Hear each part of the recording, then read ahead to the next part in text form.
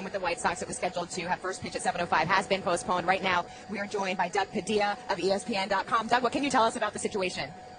Well, Lindsay, we just spoke to the commissioner right now, who happened to be in Baltimore to speak with players from both teams, just kind of a get-to-know-you session.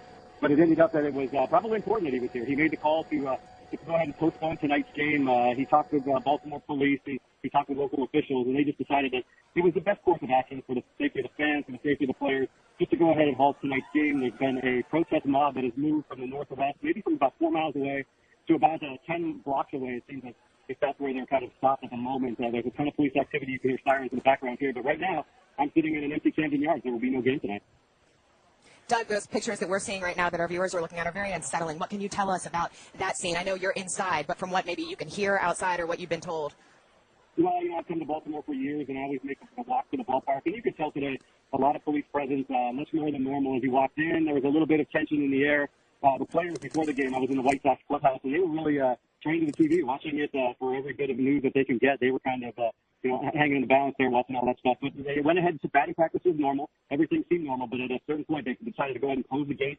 There were probably about 600 fans in the ballpark at the time, and then they went ahead and said, okay, everybody needs to leave. Orioles players were seen leaving the ballpark at about 6. They call well before first pitch. Did you sense a level of concern from either the fans or the players that you were able to view?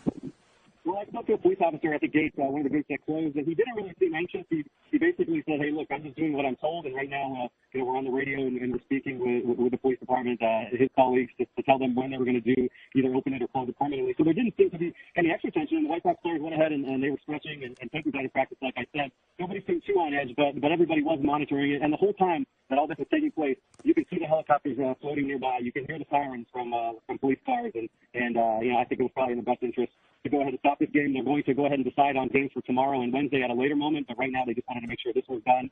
They did mention that playing in Washington is a possibility, maybe not necessarily for this series, but if this continues on, they're thinking about maybe playing these games in other places just to make sure they get them in.